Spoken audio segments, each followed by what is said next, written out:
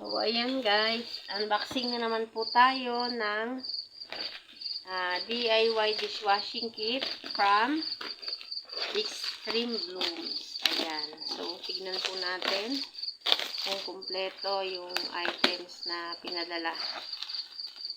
So, lagi po ako nag-order ng dishwashing liquid sa Extreme Blooms guys. Yan. So, sila po yung lagi kong ino-orderan tuwing kailangan ko po ng dishwashing liquid. So, tingnan po natin yung laman sa loob.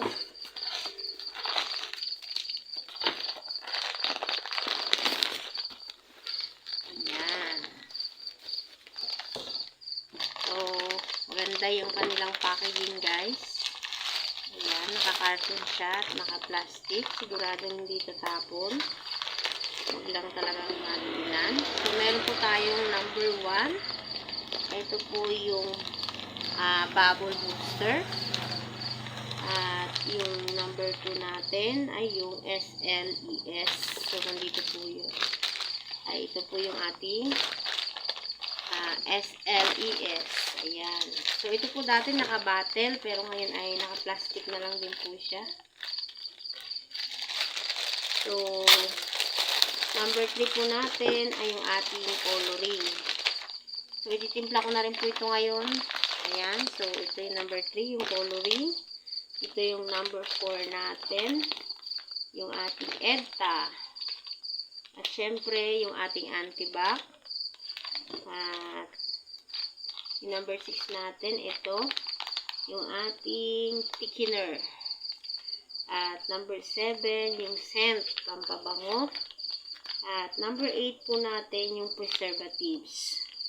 So, number 9, yung ating bubble booster. Ayan, iPhone booster guys. At yung ating number 10, yung ating degreaser. Ayan.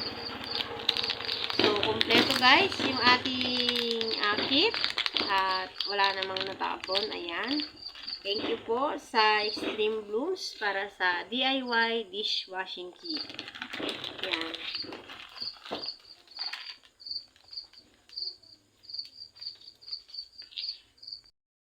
Ayan. So, ito po ay titimplahin ko maya-maya guys. At syempre, ayan.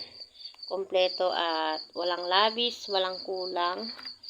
So, ito po ay makakagawa tayo ng 17 liters of dishwashing liquid. Ayan. Thank you guys!